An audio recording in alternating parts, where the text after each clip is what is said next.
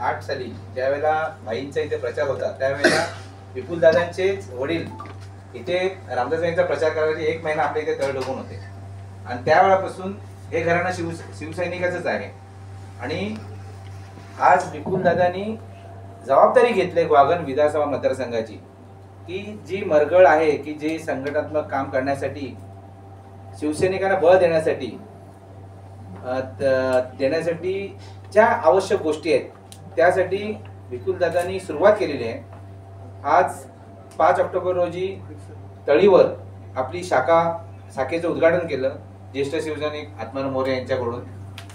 आणि ग्वागरमधील कामही युद्धपातळीवर चालू आहे ग्वागर शाखेचं, कारण ते आमचं प्रधान कार्यालय होणार आहे. कारण तिथे तालुक्यातलं गाव आहे, तिथे सगळे तालुक्यातले काय म्हणतात त्याला तुमचे सरकारी कार्यालय आहेत. तर त्यासाठी भविष्यात त्याचंही उद्घाटन लवकर करू. विपुल दादा आज पहिल्यांदा ग्वागरमध्ये आलेत. मला माहित नाही असं कधी वैयक्तिक असं पण पक्ष बांधणीसाठी पहिल्यांदा आलेत आणि त्यासाठी आम्ही सगळे शिवसैनिक उत्सुक होतो. आणि हे नेतृत्व ही संघटना बांधण्यासाठी त्यांनी जो आता जो सुरुवात केली त्याचा हा भविष्यात ग्वागरमध्ये शिवसेना झपाट्याने वाढेल असा आत्मविश्वास आम्हा सर्व शिवसैनिकांना आहे. तसंच बुजुर्ग शिवसैनिकांना पण होता आहे. म्हणून आम्ही सगळे आज इथे आलो. तुमच्या ज्यावेळेला हा असं तुम्हाला कळलं की विपुल दादा इथे येत आहेत त्यावेळेला तुम्ही सांगितलं की आम्हाला चर्चा करायची आहे. म्हणून आम्ही त्यांच्याशी परवानगी घेऊन त्यांना असं सांगितलं की आपण शांत आमचा पक्षाचा कार्यक्रम झाला की आपण इथे शांतपणे आपण चर्चा करू. आणि त्यासाठी तुमचं सगळ्यांचं स्वागत आहे. तेच थांबतो. जय हिंद, जय महाराष्ट्र. दादा पहिल्यांदा ग्वागरमध्ये आलात. ग्वागर तालुका सगळ्या पत्रकारांच्या वतीने आमचं पहिलं तुमचं स्वागत. तुम्ही पहिल्यांदा ग्वागरमध्ये पक्षाच्या कार्यासाठी आला की याच्या आधी पण तुम्ही ग्वागरमध्ये आला होता पहिला?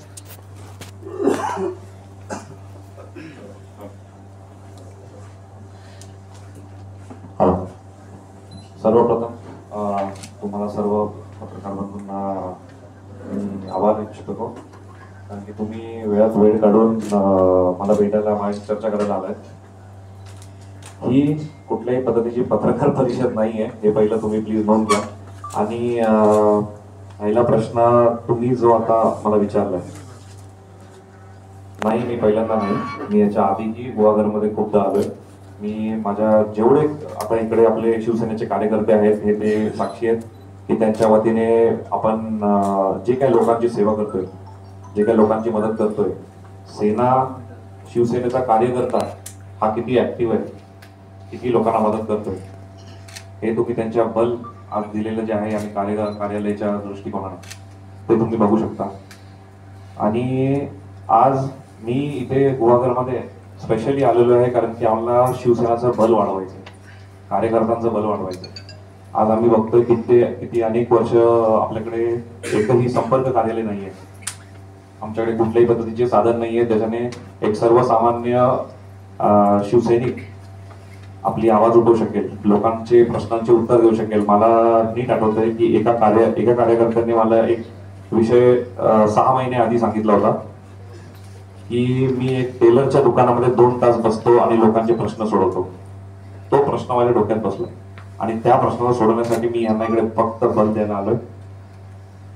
आणि आज जे कार्यालयाचं ओपनिंग जे असतं तुम्ही बघितलं, आम्ही मोरे बाबांच्या हातातून केले. तर बाबा हे आज इतके ज्येष्ठ शिवसैनिक आहेत गुहागरमध्ये, त्यांनी गुहागरसाठी आज किती अनेक वर्ष स्वतःचं रक्त पाणी केले. आणि त्यांच्या मार्गदर्शनाखाली आम्ही ही शाखा शिंगारतालीमध्ये जी चालू केली आहे ह्याच्याने नक्कीच गुहागरचे जेवढे सर्वसामान्य लोक आहेत त्यांचे प्रश्नाचे उत्तर त्यांना सुटतील. एवढंच फक्त मी सांगतो.